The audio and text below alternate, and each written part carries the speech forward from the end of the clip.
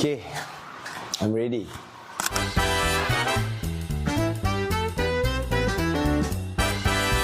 Setiap hari saya kena gerakkan badan saya, lenturkan minda saya so that I dapat rasa kestabilan lah dalam fizikal and rohani punya kesihatan tu.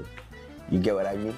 Impian paling terbesar saya adalah kepuasan lah dalam setiap impian yang saya cuba capai. I think satisfaction is the real money.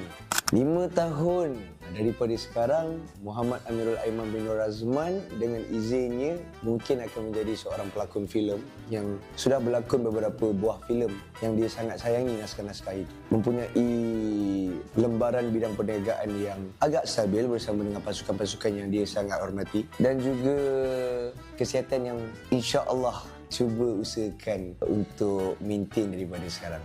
Mirul sangat percaya dan yakin dengan disiplin dan juga financial plan.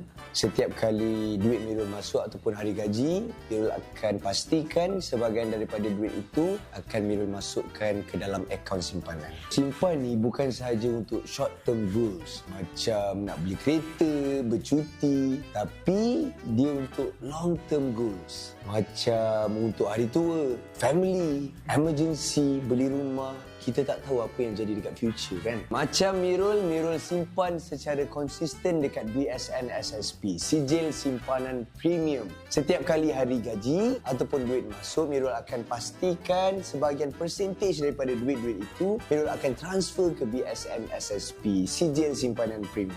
Jangan tunggu ada duit lebih baru simpan. Kalau ada sikit, simpan sikit. Kalau ada lebih, simpan lebih. Rezeki, kan? Yang penting disiplin untuk simpan setiap bulan. Yang bestnya, kalau kita simpan dekat BSN SSP ni, kita bukan sekadar dapat memumpuk tabiat menabung, tapi kita juga dapat kadar keuntungan 2.5% setahun. Kita juga berpeluang menang pelbagai hadiah macam kereta mewah, voucher percutian, voucher gadget dan BSN SSP RM 1 juta. Kalau menang RM 1 juta tu, jangan pula pergi habiskan terus. Simpan